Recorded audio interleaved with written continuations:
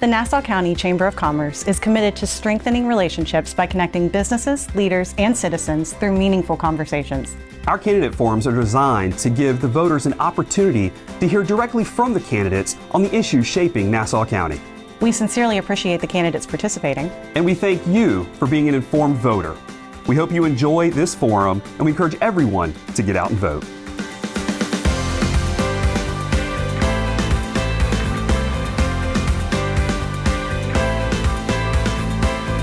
Well, welcome to the Nassau County Chamber of Commerce Candidate Forum for District 2.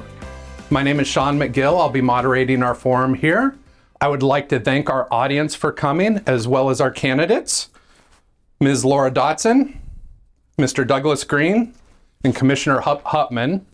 And for informality, during our conversation, they've all agreed to let me call them by their first names. I'd like, again, thank you all for coming out. Thank our audience for watching at home. Just a reminder, a couple of the rules. We love election season. We love the passion and everyone's ideas during it. I would like to ask you, the audience, to refrain from responding to questions, either clapping or booing or standing up. If you do have questions, we encourage those. Please write those down and pass them to me, and I'll incorporate those into our conversation. All of the candidates will have 2 minutes to answer each question. We've got reminders in the back of 1 minute, 30 second, and then stop to finish your thought. I don't want to have to interrupt you guys, but I will if I have to, in as nice a way as possible. My job as this our conversation goes is to facilitate it. I'm not going to fact check. So the candidates get to answer the questions however they wish. If you wish to ask a candidate another question, that's fine. You're using your time. The candidate that you ask the question of does not have to respond. If you choose not to answer the question at all, that's up to you. I'm not going to come back and say, hey, you didn't answer my question. The audience can decide whether they want to hear that or not. I will be rotating who answers each question first, so you guys will all be in the hot seat first, and I'll have an opportunity to think about your question for 4 minutes before you have to answer as well. So as we get started, each candidate will have 2 minutes to introduce themselves. I'm going to go in alphabetical order of last name. So Miss Laura, you get to go first. Take 2 minutes to introduce yourself. All right. Good morning. I'm Laura Dotson. I'm a native of Nassau County, 3 generations strong. This has always been home. I put myself through college, worked locally before becoming a flight attendant with American Airlines. First, I'm a Christian, and I'm grounded in my faith. I'm not a politician, as you can tell. I'm one of you, grassroots, conservative Republican. Let's cut wasteful spending and actually reduce our property taxes. Citizens are outraged by the budget has increased 96% over the last 5 years, 5 times the amount of the population growth at only 18%. The CFO of Florida cited Nassau County for wasteful spending, overspending of $43 million in just one fiscal year. We live in the worst managed county in Florida out of 67. We have the highest percent of revenue coming from property taxes, 56.8% of its budget, where most counties are 25 to 35%. This is not my opinion. It's sourced by TaxWatch. The commissioners continue to deliberately mislead their constituents when they brag about maintaining the millage rollback rate. Commissioners are taking your money and wasting it. Property values have grown from $12 billion to $18 billion since 2021, and the millage rate should reflect a decrease in property tax where they are today. We need to stop lying and stop the waste now, so Nassau County becomes more affordable and disposable income increases, helping our business community. We must diversify revenue sources and take this burden off of the taxpayer. I will lead the charge to reduce our historical wasteful spending. It is your money, and we need to govern with that mindset. Reduce unnecessary county regulations for homeowners and small businesses. We must support local. I support family-centered values, and we work to ensure our public libraries are safe for our children. I support first responders and public safety. They are the backbone, and I will continue to ensure that they maintain these services. Thank you, Laura. Doug. Hi, my name is Doug Green. For the last 6 to 8 weeks since I entered the race, people have been trying to define who I am and what I am to the point where I don't even know who I am. So I want to make sure everybody knows who I am. I grew up in a small town, Chagrin Falls, Ohio, far east side of Cleveland, very similar to Fernandina. When I was 16, I walked into a Holiday Inn and got a job bussing tables. I worked through that whole hotel for about 2 years and decided I really wanted to be in hospitality. So I decided I wanted to apply to Cornell. And my father, not being a good student, my father said our dog had a better shot at getting into Cornell than I did. But I got in. Spent 4 years there, got a job with Marriott out of college, spent 18 years there. Then decided to go on my own. And primarily I decided to go on my own because I wanted to be as close to the people that worked for me as I could. And I couldn't do that without doing that. In 2019, we had 4,600 rooms, 5 hotels, 500,000 square feet of meeting space, $80 million of profit, $300 million of revenues, and COVID destroyed all that. But it didn't destroy me. It destroyed 1,700 employees of mine. And I choke up every time I think about this. I had to do something for them. They lived paycheck to paycheck. So at the end of the day, I took $500,000 of my own money. I gave every one of them a $300 gift card. That's who I am. So when I saw what was going on with the firefighters last year and the union negotiations and how horribly they were treated, it just broke my heart. I can tell you that that's the worst thing that I've seen in a long time. You're going to see a lot of numbers today, and I have all the numbers, as you know, but the most important thing is people, and we'll see how that works out in this debate. Thank you, Doug. Good morning. Thanks, Sean. It's a pleasure to be here, and good morning to you both. So, most of the folks in the room know me because I've been serving now for 4 years, and it's been an honor and a privilege to do that. When I was elected in 22, I thought I would bring my service philosophy of the military into local government service, and I don't know that I had seen that before. And my idea was to be fairly apolitical and to serve everyone in Nassau County in that role. And I came into a county that was a little mired in litigation, large numbers that were dragging the county along, holding up progress and growth. And the idea was to get out from under that, get the county moving in a positive direction. They'd had some budget problems. I'd love the idea of reducing the millage rate to keep taxes as low as possible. Whether or not we get that exactly right each year when we do that to the number, it's been as close as we can to take that stress off the homesteaded property homeowners. I think the state of Florida is onto something because homestead property tax is a very old program. They keep trying to improve it as they go along. We've tried to match that in Nassau County. Our financial numbers are incredibly healthy. AAA plus, Fitch's and Moody's. We have a reserve in our budget finally for the first time in decades. So things are in a positive direction. I believe that we need to keep that positivity going, keep Nassau County on track, control growth, keep it out of where we don't want to see the density. The Vision 2050 plan, it took 18 months to execute that across thousands of people in Nassau County. That kind of response has never happened before, where we got the public input. And it came right behind the referendum on conservation, where the taxpayers said, let's take the money and invest in conservation. It's a model for the state. So I'm proud of Nassau County's leadership. I'd like to continue serving you in the same manner, and I'd be honored to have your support on August 18th. Thank you, Hop. Thank you. We're going to continue this conversation. Doug, you're on the hot seat first. You guys introduced yourselves. We really appreciate learning a little bit more about you. But Doug, tell me a little bit about why you decided to run. Over the past 4 years, I've been very dismayed over the way our government has managed growth, spending, and communications. Our tax receipts have increased from 119 million to this year will probably be over 200 million. The county's sitting on over $300 million of cash, well over 100 million more than 2021. Our county commissioners claim we're going to be in a fiscal crisis if the homestead exemptions increased. I think that's very short-sighted. We've lived through traffic delays and road construction projects that were poorly planned and executed. seen our tax burden skyrocket. Mr. Huffman claims he reduced taxes, but all he's done is reduce the rate of growth, which is still 50%. I'm running because I believe county government should reflect the same values that guide our families: common sense, careful planning, fiscal responsibility, and accountability. So we've got none of that here, and to try to put it into a into a, how should I put it? It's hard to describe.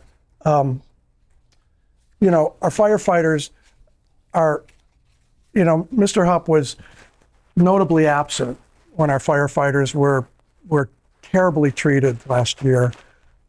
If elected, I'm going to try to reopen those negotiations. We're down 14 firefighters. We just lost 4. We're not competitive with Duval County at all, and that's a shame. I'm just. It's just a horrible situation from my point of view. Thank you, Doug. Why'd you decide to run again? Yeah, I think that Nassau County is on a great track, and I think that we got to pivot a little bit and look at the economic prosperity of Nassau County at this point. The residential footprint is pretty much set for the next 2 decades, and the entitlements are in place, and we know that the residential is going to grow. But if we don't get the economic engines firing and small business continue to fire and bring in the larger ones like Crawford Diamond, that was a vote a few years back that was critical to protecting that previously identified piece of heavy industrial land. And then when the vote came around for the rezoning to line up the land use map, you had people come in opposition to try to shut that down. It takes courage to have those votes, to stick on those, to keep those economic engines on track. If we lose those, we're never going to shift that tax base. It'll just be residential as the biggest portion. You can look across the state of Florida and find that, for example, in Sarasota County, they have almost no property tax, and they have all fees and services on the other side of their tax bill, not their tax bill, but on their property bill. So in Nassau, we simply were the other way, and in recognition, you can bring those two, the fees and the services, the taxes lower, and balance those out. But you still have to make the investment in those economic engines. So, Nassau County, I'm hearing things like, worse than the state. But if you go talk to the people in the state like I do, you hear about the role model leadership that's happening in Nassau County and how other counties are emulating us. Thanks, Sean. Thanks, Hupp. Laura, why'd you run? I want to be the voice of Nassau County. The people do not feel that they have a voice. And when I hear, the fire department issue, the Crawford Diamond. Well, Crawford Diamond has yet to be developed, and it's been there a long time. They've added $15 million to the infrastructure to it, but nothing has happened there. Why? Why is that? We need the workforce. We need generational jobs in this county, and we need business development to balance out the property tax issue. Okay. Thank you. Moving on, Hupp and all of you, I'd like you to take a minute, 2 minutes, no more than 2 minutes, to tell me 3 things that you think are going well in the county and what we need to do to keep that going well. Yeah, I'd say the community engagement, the vote on conservation was a big deal. One of the biggest issues we face in the county is that people say, let's focus on staying green. Let's focus on protecting things worth protecting. But then you don't have a way to purchase those lands. You're not just going to come along and take them. The citizens stepping up and supporting that referendum to be able to bond money to buy conservation is a big deal in Nassau County. I think that's a win. I think our police and fire are at a readiness point that they've never been before. The stuff I'm hearing is not what I know to be true. So I don't know how to reconcile that with you. They've had pay raises in their last contract. What I kept hearing from the firefighters over the last several years was our entry-level pay doesn't match and we can't recruit like they can in St. John's and Duval. So we brought those numbers up to find balance, and the positions are filled. If there's vacancies from turnover, that's turnover. It's not like people are leaving Nassau County. And the part about, the absenteeism, I don't know because I was in all those negotiations. So I'd say that our focus on the economy is strong. The network I see with the Chamber of Commerce, the Economic Development Board, all the regional players, the Regional Economic Development Board, Jacksport, Nassau is moving. Nassau is booming. And we're right on the cusp of unleashing the new commercial areas off to our west here. And I think that's exciting. And we should all be looking forward to that. Thank you, Hupp. Laura, what are 3 things that are doing well, and what would you do to keep those moving forward? Well, I think the Economic Board is doing a good job, but we still need more business here. We need more generational growth with jobs. I've lived in other places and where traffic is much worse, so I don't think the traffic is very bad here yet, and I'm hoping that it stays that way. I don't have a lot to say here. Okay, that's fine. Doug, what are 3 things that are going well, and what would you do to move them forward? First of all, I'm surprised that Mr. Huffman said he was involved in all those negotiations when he told the fire department that he wasn't. And if he had to do all over again, he would. In terms of land conservation, I think the Clam Act was a perfect example of good intentions gone bad due to government involvement. I'm wholly supportive of land conservation. I believe, though, the way the county went about creating and so far implementing this program is horribly flawed. Additionally, let's talk about spending, because that's where I focus anything. I've got a report here of 12 pages of items where spending is under $100,000. This totals over 600 items and $13 million, which requires no oversight for anything under 100,000. The state of Florida is 25,000. I don't know why that is. I went through this report, and buried in the report, I kid you not, I couldn't believe it, is over $200,000 in copy machine costs, okay? We have over $400,000 of additional consulting services in here. There's tons of money that's being wasted. I'm just stunned every time I look at everything. And to say that the county's doing great and we've got a AAA rating doesn't really address the issue that we've got $300 million of cash sitting in an account. That's like saying I saved $250,000 to buy a $15,000 automobile. I mean, we've got capital needs, but the capital needs aren't next year or the year after. They're over 10 years. We need to have a capital plan. But in my experience in the hotel business, the most important capital needs are tomorrow and next year, not 10 years from now. We can deal with it then. All right, thank you. I think you guys will all have a little extra time here with our next question. We're going to start with Laura. We've gone on the positive. What are things that are doing well? What are your 3 things that you think could be improved? And what would you do to improve those? What I have that we're facing is community morale. We're having the city issues with the paid parking, but it involves the whole county. And, the morale here is really down at the moment.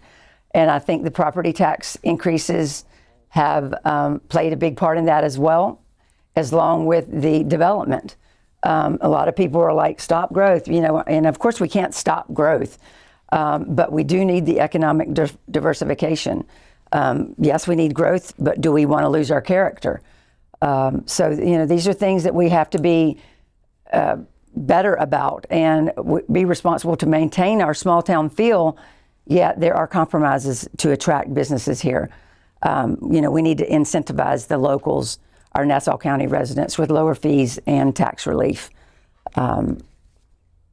There's a lot going on in this county, and the growth, a lot of people really feel like that they're bombarded by construction, noise, and there's something going on everywhere, traffic stops, the roundabouts.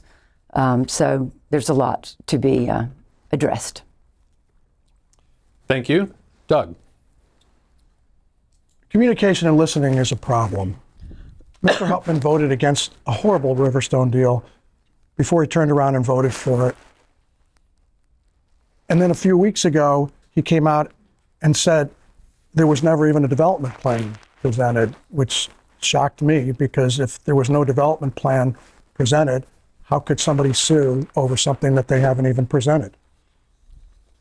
We've got significant issues with spending in this county. Mr. Huffman claims he's a fiscal conservative, yet he approved $49,000 for waypoint signs on the south side of the island.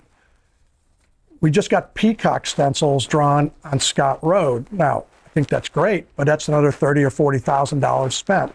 This is all as a result of this spending under $100,000. We need to get a handle on spending in this county. As Milton Friedman always said, I got 1 minute. That's what he said. Anyway, so as Milton Friedman always said, the only way to get government to stop spending is to stop giving them money, okay? So we need a homestead exemption increase. And what they're doing is they're going around scaring people. Allison McCullough on District 4, she actually told a group of people a few weeks ago that if this increase in homestead exemption happens, the next day they're going to close all the libraries. It's shameful, because I can't understand why they would scare people like that. So it's really a lot of things with respect to transparency and use of our money that's just, to me, is shameful. Thank you, Doug. No, yeah. Sean. Yes. Yeah, thanks. Just That's keeping me. that straight.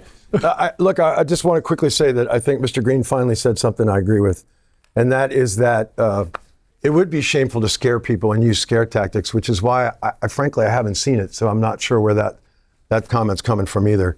But again, I'm not on Mrs. McCullough's campaign, and I'm not aware of what's going on that side. But here's what things we got to work on: being lean, being lean, being more efficient, being more effective with the money that we do get from the taxpayers. And so when you talk about a process like, Taco as the CEO of the county with a $250 million budget, to have the flexibility to make decisions on continuing contracts that have already been approved by the board, that keeps us nimble. That allows us to keep moving and pivoting. It's about refining the way you do business. It's about trying to meet business standards as government, which is often very difficult. The other thing, Sean, is timeliness. The speed of government is incredibly painful. The intersection at Nassauville and 200 is the bane of my existence, but it existed 5 years before I ever got elected. We're now surveying, we're redesigning the intersection.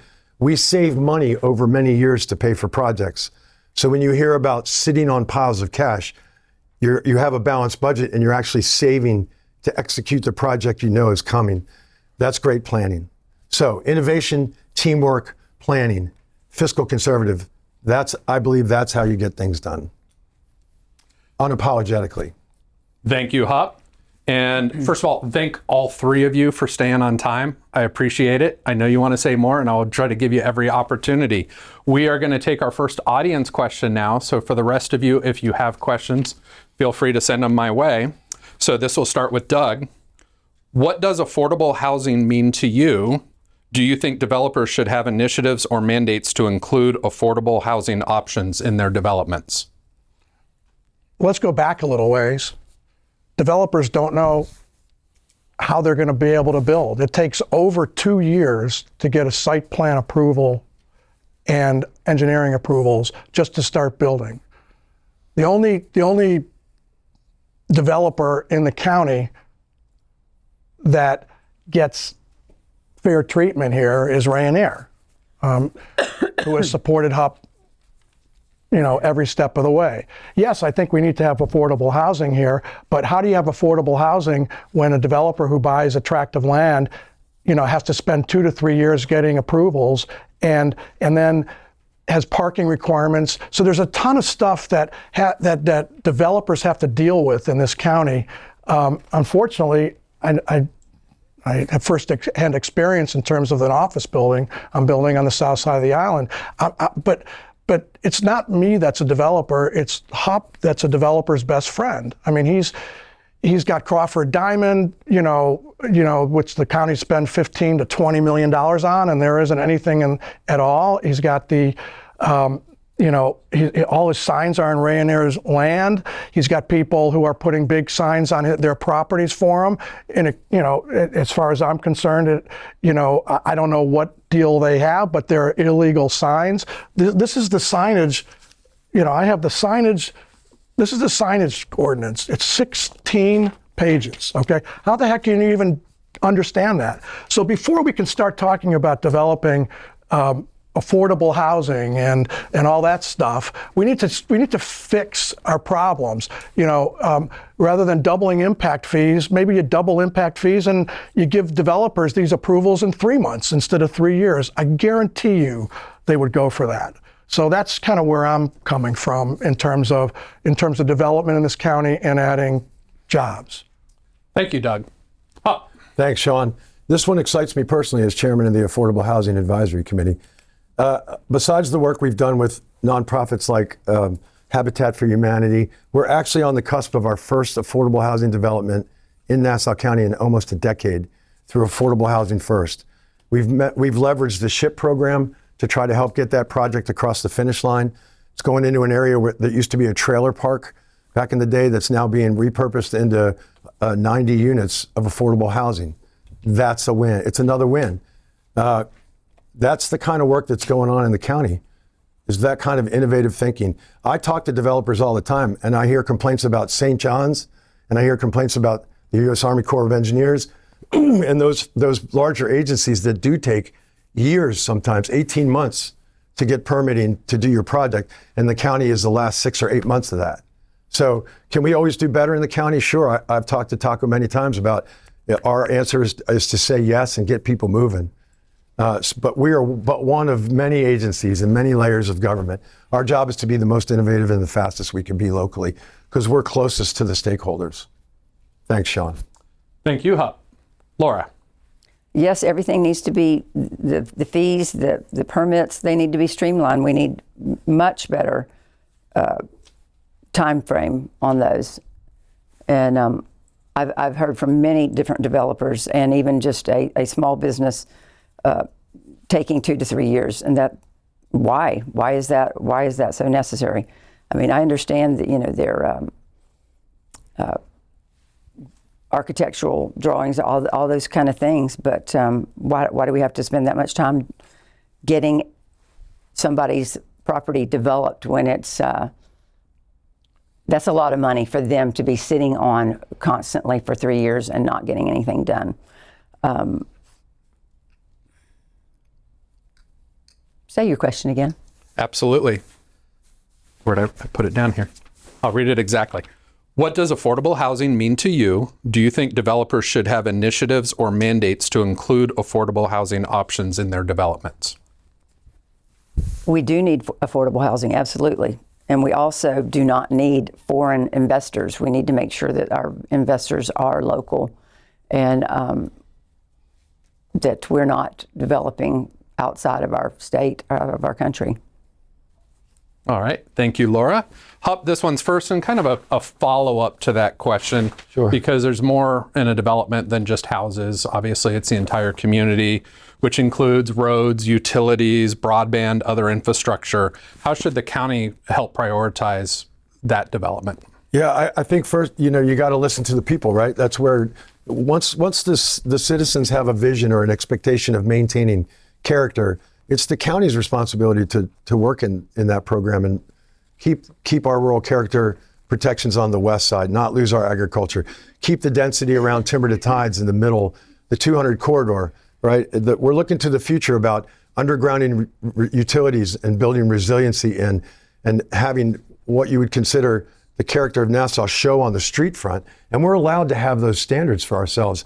As an example, if you exit down at Palm Coast, when you get off the exit there, Palm Coast has a vision. Palm Coast has character to its community that you see as soon as you exit the interstate.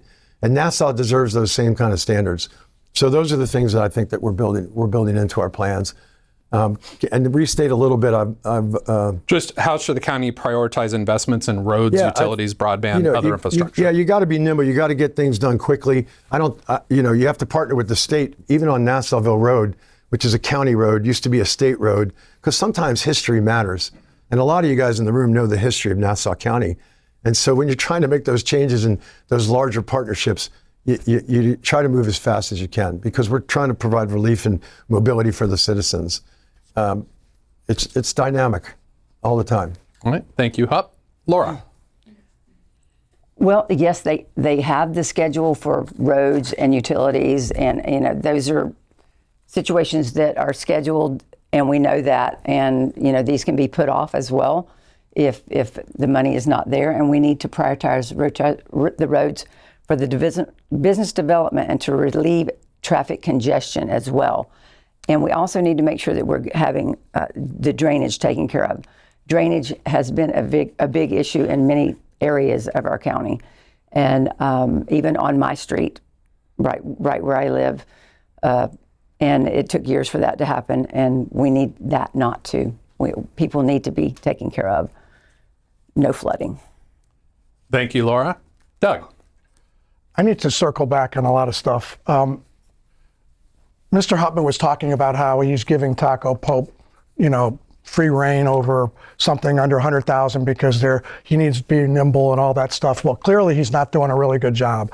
If we're spending $200,000 or more on copying, which is, if you extend it, that's 6 million pages, literally, every year of paper that are printed. Something's wrong with the spending priorities in this county. That's $13 million. There's no reason why we can't cut a lot of that waste, but we need oversight. And clearly Taco has shown that he can't be trusted with $100,000 or less. We should go to the Florida way, which is state of Florida, it's $25,000. And their budget's got to be, 50 times ours or more. So from my point of view, these are the things that we need more oversight for, that Hupp and the other commissioners aren't giving oversight for. And oh, by the way, Allison said it at Story and Song. She brought the assessor to Story and Song. My sister was there, and she told me exactly what Allison said. Unfortunately, I couldn't have been there to counter it. In terms of infrastructure development, I keep on going back to, they've got $300 million of our money. They've got $80 million more than they had annually in 2021. And, roads were getting built and things were happening. And I keep on coming back to, we need to have a little bit of cushion, but $300 million doesn't make any sense to me. $123 million of it is in medium-term bond fund earning under 4%. And we just borrowed $10 million at over 4%, to fund acquisitions. Thank you, Doug, and thank you for actually leading us into our next audience question. Laura, you're first, though. Name one budget line item that you would feel that should be the first place to cut expenses and why. Don't use my copier thing. That's mine. Sorry. Oh my gosh. Well, when I Sorry. when I look at couldn't resist. my property tax bill, and supposedly we're lowering taxes. Well, I don't see that. My bill is higher, and when I look at transportation, that one is higher, and that's what I want to know. Why is transportation higher? What does it? I know it's roads and all that, but why is it not in the general budget?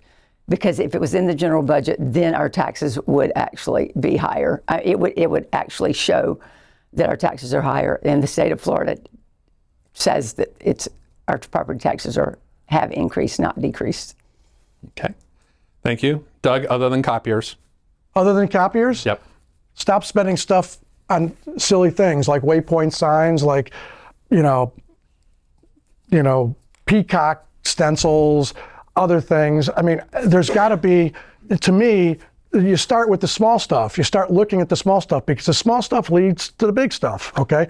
So if spending on small stuff is haphazard like this. Spending on big stuff is also haphazard. A friend of mine who's a civil engineer said that he and his brother looked at the outside consulting budget for civil engineering, and they figured as much money as the county is spending, which is millions and millions of dollars every year on outside consultants for reports that go into a filing cabinet, that they could buy an engineering, that county could buy an engineering firm, bring it in-house, and spend about half. So I mean, it's just the whole idea that we can't cut significant dollars out of the budget without impacting people like firefighters and libraries is just, to me, so absurd. I mean, our hotels were $300 million annual sales. You know, we had monthly meetings where we went over every expenditure that the hotel has made. We were focused on cash. And so when I look at gap accounting stuff and mumbo jumbo about moving this and moving that and moving everything else, it gets me really disappointed and angry in some respects because nobody's following the cash. Okay, it took me almost a week and I'm a pretty smart guy, to figure out how much cash the county was sitting on and how much we were getting in receipts and all that stuff. We are $12 million up year to date in property tax payments, okay? Property tax receipts. We're headed to over $200 million of property and sales taxes in this county, and somehow we can't make it. Something's wrong. Thank you, Doug. Huh. Can you restate the question? Absolutely. It was about. Name one budget line that you would feel should be first place to cut expenses and why. Yeah, well, one thing I'd say is our land holdings. You know, the governments have a habit of collecting things over time, and then they're not nimble enough to move them along, close them down, decommission them, and you see examples of that in our own community. Why the county collects some of these things over time? We ought to move those along, clear them off the holdings, clear them off the budget, even bring some money back in to reduce future costs by selling those off. That's just one example that pops into my head. I think that the county constantly looks for ways to improve the way we do business and refine our efforts. We're never going to be as nimble as the multi-billion-dollar Marriott Corporation, but as we transition out of a small rural county and we use outside engineering firms, we save money there because we're not paying pensions and we're not paying people to be on staff, and we keep our numbers are lower now than they've ever been. Our staff numbers across the county, the lowest they've ever been. That's not bloating. That's trying to stay nimble and refined. That's another example. Try to do what you can in-house without bloating it. Be nimble and use the resources and innovation around you to get things done as quickly as possible. Thank you, Hup. Yep. Doug, this one will be first. And since we're talking about spending, let's talk about that November referendum. So obviously the November referendum on homestead exemptions is on the ballot that could reduce revenue to available local governments. Do you support the proposed reform? How do you believe it'll affect property owners, businesses, and of course the county as a whole? A couple things. One is I am completely in support of it. As I said earlier, my hero is Milton Friedman when it comes to government spending and taxation. And the less money we give the government, the less they're going to spend. But I want to go back to something on the land side. You know, so Mr. Hupman's talking about how, you know, we've got to shed land. We don't do a very good job. He's absolutely right. Because if you take a look at the Piney Island acquisition pursuant to the Clam Act, the county paid $2.5 million for a property that's worth maybe $1 million, $1.2 million. They claim they got appraisals, but they really, you know, appraisals, you know what MAI stands for? Made as instructed, okay? So from my point of view, it's really what the property's worth. The fact of the matter is, while they claim 14 acres are developable there, they can't do water. They can't put a well in. They can't put a septic in. It's too close to the marsh. They'd have to bring it in from 200 under the railroad tracks. It would have cost millions of dollars. That was undevelopable land, as far as I'm concerned. And to pay $2.5 million and to really upset people on Piney Island who love the quiet life. They're looking to put a parking lot next door to somebody so they can rent kayaks to get through. They're going to be kayaking on a small, pond or lake, whatever you want to, a saltwater lake. I mean, I agree. The county should not be in the land ownership business. There was a better way to do this. The county claims that only 7% of the land in the county is undevelopable. I think it's closer to 20 to 25% practically. So this is all areas where the county is spending money to do something that everybody wants. I am totally in favor of conservation. I am just not in favor of the way it's being done, how it's being handled, and who's doing the work. Thank you, Doug. Yeah, if you would restate that one Absolutely. for me again, please. Basically, we've got the November property tax exemption. Thanks. Yeah. Do you support it, and how do you believe it'll affect property sure. owners? Look, I'm all about tax reform. I think it's great. I'm a little concerned now that I'm watching the state's current response to it. Is the governor's already stepped away from it completely in a press conference, and then now the House and the Senate have come out and said, well, the only reason we voted to support it is because basically we were held in special session and couldn't go home until we all voted for it. And so we voted for it and we went home. That's public comment. I've heard it. Again, we've tried to focus by rolling the millage back 4 years in a row consistently, and even compensating for when the citizens wanted to see conservation. That's our smallest adjustment was the year we knew a larger tax burden was coming because the citizens wanted conservation. That's us paying attention to the folks, Sean. So we will keep rolling that back. I'd like to see us get our numbers as close to flat as possible. That's really how we ought to be. And if this passes, it's not doom and gloom. We're going to figure out how to rearrange what needs to be cut. Right now, we're looking, I said I would go for a 10% cut. I tried to get there this year. It looks like we're at about an 8%. It's hard to get there. It's a lot of meaningful cuts, deep cuts. When people start losing their jobs and we're eliminating positions, that's when we're getting down to where it really is as meaningful as we can be. So I'd say keep taxes as low as possible. The government's responsibility is to be conservative, and these conversations have to be based in realism. I can't govern based off of Facebook innuendos and comments that have no validity. That's not how we run things. Thank you, Sean. Thank you. Laura. Well, I definitely agree with the referendum. It will put the guardrails on county spending, and the lack of planning on the previous government now constitutes an emergency. We as citizens have made adjustments, yet it is still, up to the leadership to make that happen. We got to reduce the wasteful spending, and that's step one. No more pet projects. Like $26 million for an animal shelter, $22 million for a trail along the parkway. I mean, that's money that we really should have put to better use. And even though we're having to cut back, this money is not going to affect public safety. Per the state of Florida, we will keep our fire and law enforcement up to date. Thank you, Laura. This will be a little bit of a 90-degree turn here. We'll take another audience question, starting with Hup. What specifically do you propose to do differently to attract new businesses here?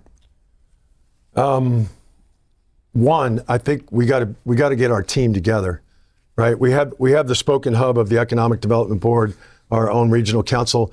Jack's Port USA in that region is on fire, and these partnerships, Sean, are the key to getting Nassau County rolling. When you talk about spending $15 million on Crawford Diamond to have services, you couldn't get anyone in there with no services.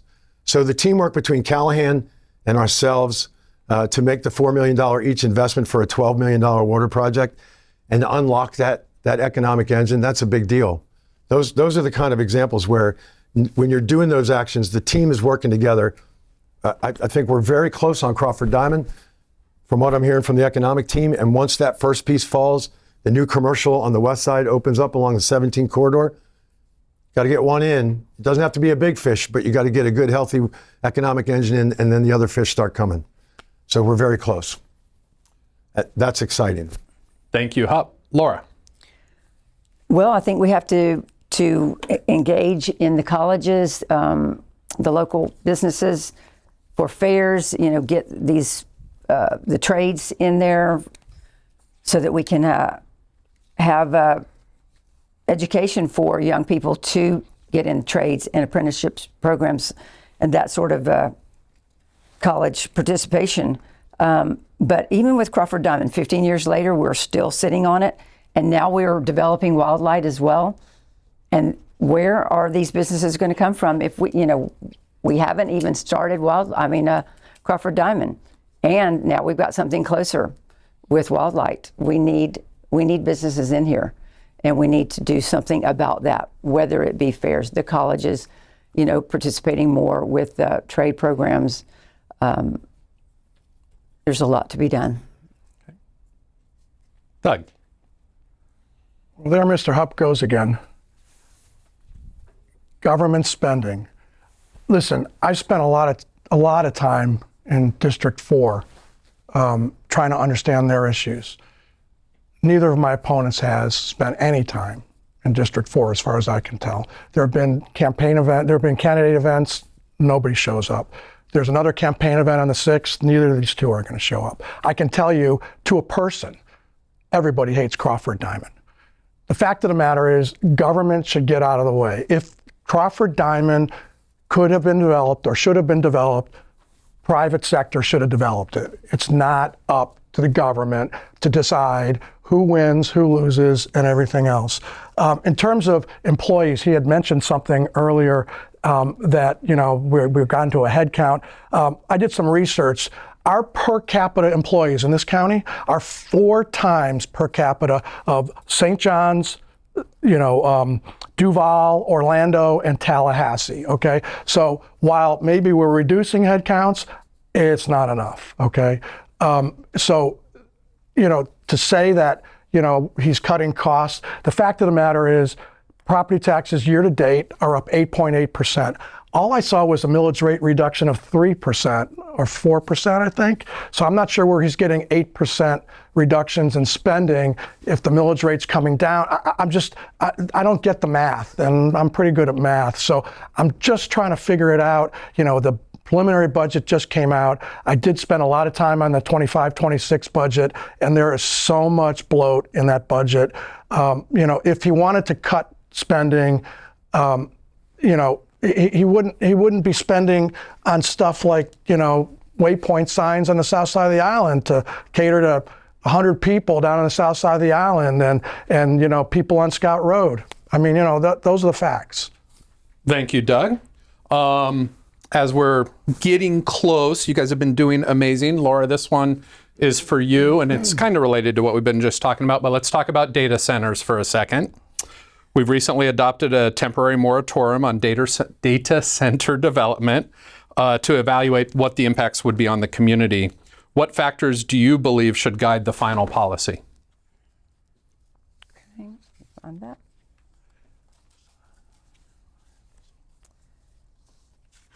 So our top priority is for public health, safety, and welfare of our community. We have to protect our natural resources. Any proposal should not jeopardize our aquifer. And we cannot put an extra load on our electric or robbing farmland away from the agricultural. We have to control zoning and establish ordinances that protect the citizens.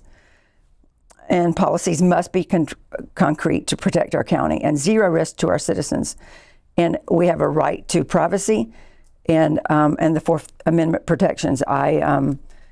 There's a lot about data centers that are still unknown, and I know that there's newer products and that they can supposedly not take care of or not use water and electric as the older ones did, but there's so much to it, and when we look at what we see with the water being contaminated, there's still so much to be done. There's so much research that still needs to be executed, and for us to have very important decisions to be made.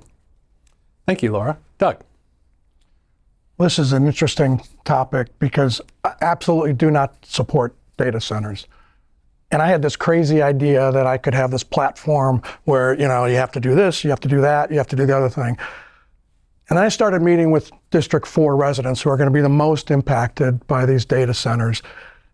And to a person, they're petrified of data centers. It's just a horrible situation for them to have to deal with. And they're seeing, the county tread on them with respect to Crawford Diamond and all the other things that are going on the west side of the county. I think the county's doing it because there's very few people out there and they won't piss off anybody here. The fact of the matter is that data centers are predatory.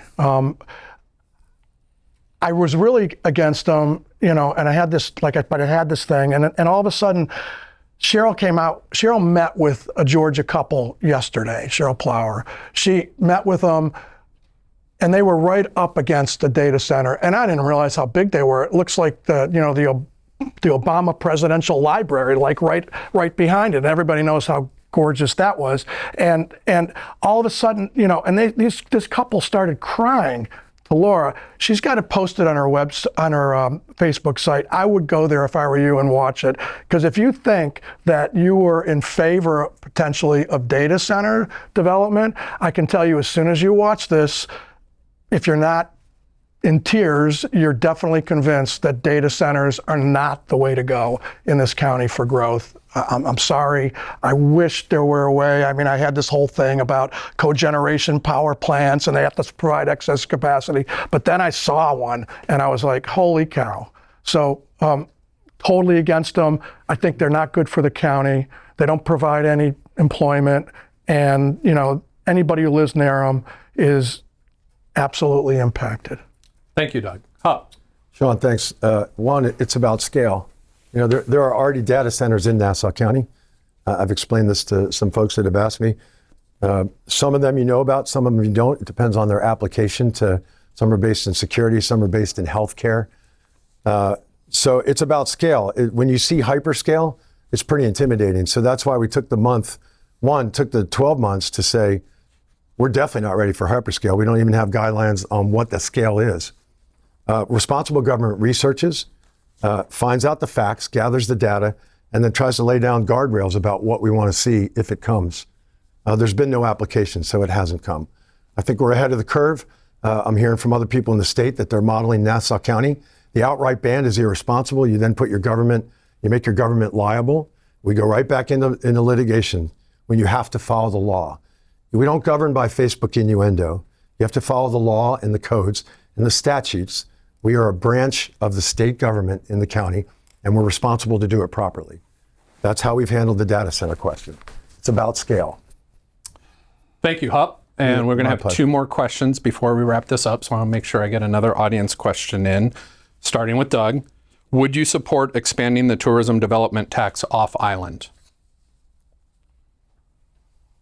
That's an interesting question because I'm in the hotel business and I know how that impacts hotel stays and everything else. I think the off-island hospitality properties significantly benefit from on-island tourism.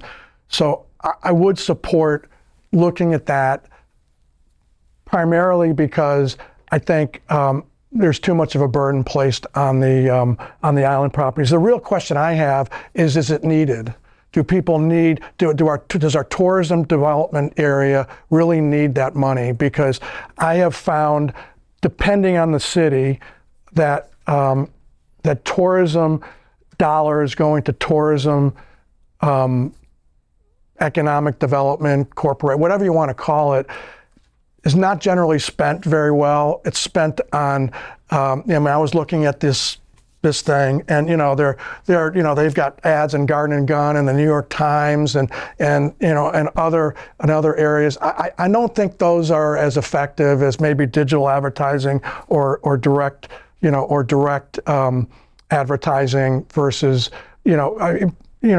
people read magazines now, but they don't really, and the New York Times really is not what it used to be. And we spend hundreds of thousands of dollars on that. And I'm just wondering, if they really need the extra money, we should probably do a better job of kind of policing how they're spending that money. So at the end of the day, I'm generally for people, God, I hate to say this because it's paying their fair share, because I think that's but it's really that they benefit from what's going on in the island, and they should probably have to pay for it, but it's only with respect to whether or not they really need the money.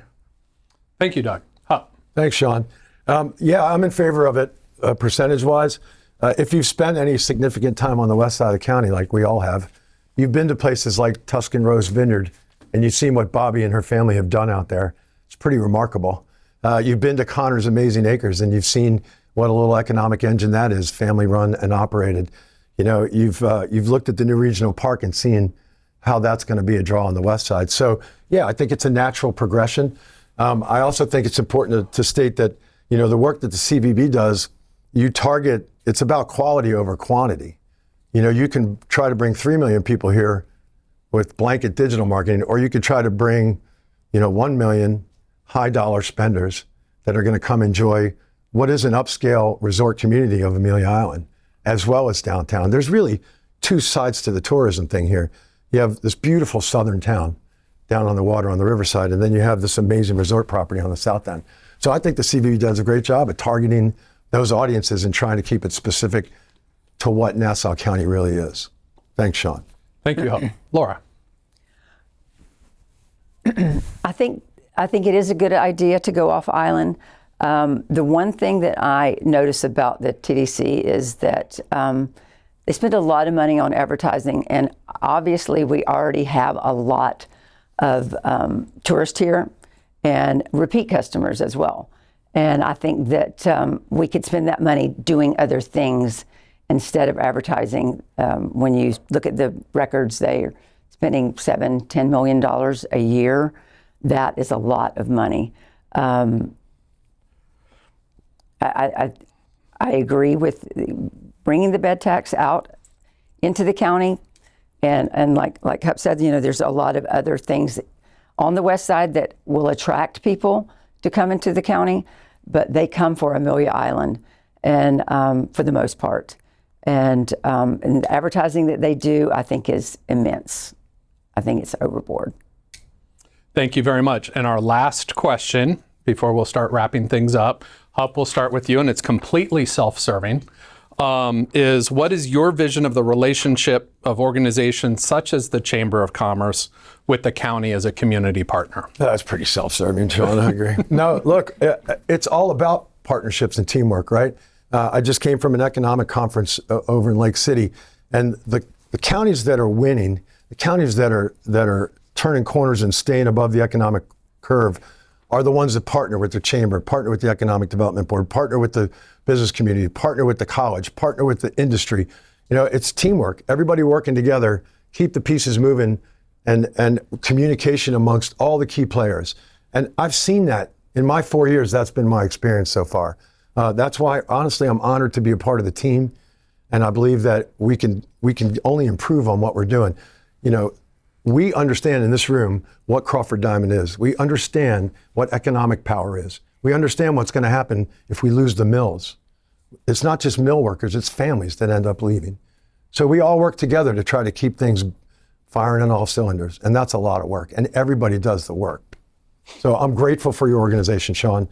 I'm grateful for the team, the total team. Thank you, Hup. Laura.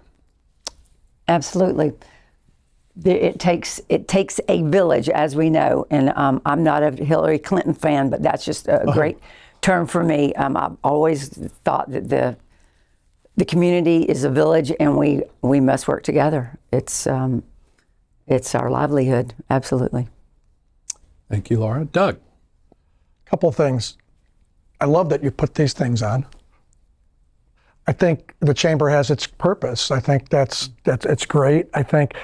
From my point of view, it gets a lot of funding from private businesses, which is great.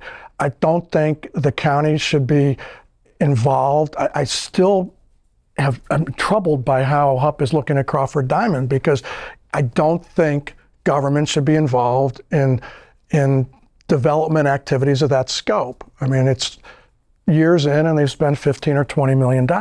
I mean, it's just not proper. The other thing, I'm going back to the whole sales tax thing. I've got a lot of experience in this, and I can tell you meeting planners do spend time looking at the overall tax burden for their visitors, for their people that they're representing. And I can tell you, one of the things we ought to look at is maybe instituting a broader tax, but at the end of the day, maybe lowering the bed tax on the island here, because I can tell you when somebody's looking to book a meeting, they look across various areas of the country, various resort areas for this. They're gonna compare us against, Fort Lauderdale, Tampa, all these different resort areas up on the East Coast, on the West Coast, and everything else. And they are laser focused, not just on the rate they're getting charged, but the percentage. Okay, so I think maybe we ought to look at reducing those costs, that bed tax, rather than using that reduction to spread into the county a little bit more and spread out the cost of that. So from my point of view, it's definitely a worthwhile thing for government to work with private enterprise, but let private enterprise pay for it. All the government needs to do is support those developments. Thank you, Doug. So as we wrap up, I'm going to give each of you guys 1 minute. So when you're looking back at Sam, you'll see a 30-second warning to let folks know why they should vote for you, where they could get more information, and we're going to go reverse alphabetical order of how we started. So it'll go Hupp, Doug, I'm Laura. always second. That's great. I'll put you in the middle next time. I'm I'm Avis. Okay, Hupp. We're on closing? We're on closing. Yep, 1 minute. I'll be happy to hand it over to you. No, it's fine, Hupp. Go ahead. Are you sure? Because everybody wants to end on a positive note. So all right. Okay. So here we go. Just heard many different visions about Nassau County, but I think what's unique about this room is that we're all part of the team that's been working on this vision for years.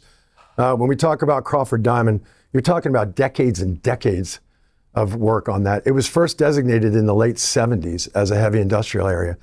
And then we're a small rural county. We have 100,000 people, 108-ish, right? And we're growing, and we're taking intentional, positive, mature steps to have growth equal our character and our future. And that's what you're seeing. Everything is very intentional. Is it really 30 seconds? This is shorter than I thought. Here's the other thing. There's just so much Facebook hyperbole, pages of notes now of things that I don't even know to be real, and I'm there every day. So I say we're on vision. This community's on task. We're in a positive direction. We're going to keep moving that way. And I'd appreciate your support to continue that mission for the next 4 years. Thank you, Sean. Thank you, Hupp. Is there a website folks can go to? VoteHupp.com. VoteHupp.com. Vote Hupp. 2 P's. You got it. Hupp.com. Doug. Thanks. In my opinion, there's 4 different reasons why county commissioners are completely dysfunctional. One's willful ignorance on the part of the county commissioners. 2 is lack of direct communication and transparency with county residents. These Facebook posts that he claims are inaccurate, how would anybody know? Because we don't have the transparency. Blatant self-interest, I will never violate Florida ethics statutes. Lack of experience and competent leadership. If elected, I'll never claim ignorance of anything that is important to county citizens. We'll clearly communicate with citizens on these topics regularly at Town Hall. To demonstrate my complete lack of self-interest, I pledge to donate 100% of my salary as commissioner to local Nassau County charities. My business experience spans over 40 years in the hospitality business. I've been involved in dozens of union negotiations, and I will never abdicate my responsibility to the county firefighters. I will also never abdicate my responsibility toward the citizens of this county to have unelected bureaucrats that seem to have forgotten that they work for us, not the other way around. This includes budget reviews, cash needs, responsibility, and appropriate borrowing. Thank you. Is there a website folks can go to? Green4D2. Okay, .com. Thank you. And Miss Laura. Thank you. Thank you for having me today, everyone. I will lead the charge to reduce our historical wasteful spending. It is your money, and we need to govern with that mindset. Reduce unnecessary county regulations for homeowners and small businesses. We must support local. I support family-centered values and will work to ensure our public libraries are safe. I think I repeated a little bit of this before. I'm sorry. I do support the first responders and public safety. They are the backbone, and I will work to ensure these services are maintained. I don't have that other little thing going on, quote, on Hupp's personal page. I'm more focused, he's more focused on music than making Nassau County affordable. I'm retiring in 9 months after a 36-year career. My full attention will be on Nassau County. You are the voice. If you believe we can do better and you want a leader who listens and takes action for change, then vote for me, Laura Dotson. Thank you. Thank you, Laura. Is there a website where folks can get more information? Yes, ldotson.com. ldotson.com. Well, let's give a big hand to our candidates. Thank you. And I also want to thank the audience. Thank you guys for your great questions and your participation and taking time out of your Monday morning. This doesn't happen without the Chamber staff. So I really want to give a big thank you to the leadership of the Chamber President, Miss Alex Wilmer. Of course, we have Justin Taylor recently on board as our Vice President. None of this could be done. I know Allison Merrick has been communicating with everybody and myself, so thank you, Allison. And of course, I got to thank the candidates again, as well as Samantha Nance for her amazing timekeeping. Thank you. Spot on. Friendly reminder that early voting starts August 6th. The election date is August 18th. Thank you all.